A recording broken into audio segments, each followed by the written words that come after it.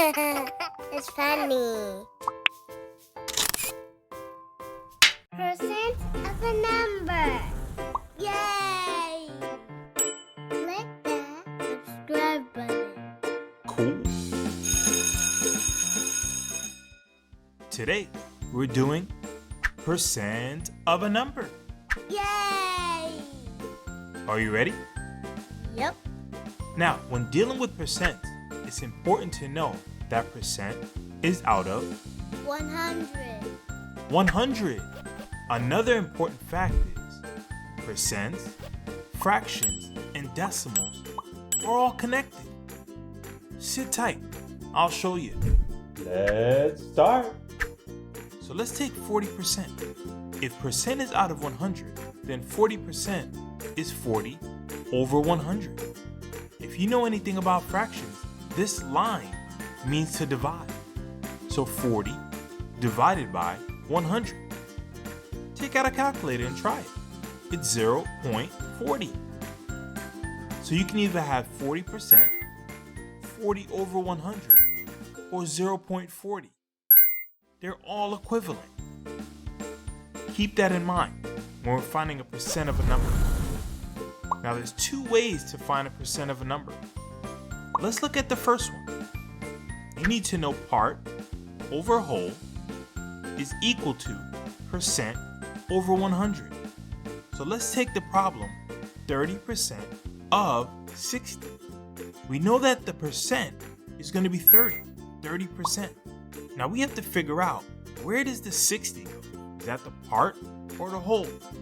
Well, we're finding 30% of 60. 60 is the whole. Once we find 30% of 60, that's going to be our part, the part of the 60 that we're trying to find. We have 30 over 100, because that's the percent. And then we'll just put an X over 60.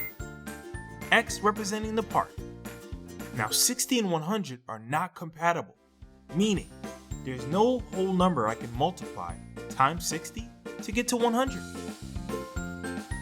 So we need to simplify. On the previous videos, I've showed you how to simplify by finding the GCF. So in this case, it's 10.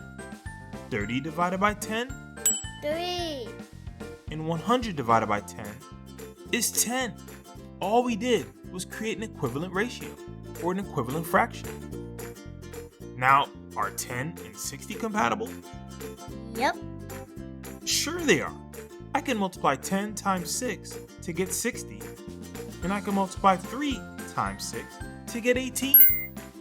So 30% of 60 is 18. Alright, now if you were paying attention in the beginning, I said percents, fractions, and decimals are all connected. So 30% of 60. Instead of 30%, I can either write 30 over 100, or I can put 0.3 or 0.30. They're all equivalent. Now, of in math means, that's right, multiplication. So this really means 0.3 times 60. And if I multiply this, that is 18. So we got the same answer. So when finding a percent of a number, you can set it up as part over whole is equal to percent over 100, or you can convert the percent into a decimal and then multiply times the whole. Good job. You're amazing. Don't forget to level up.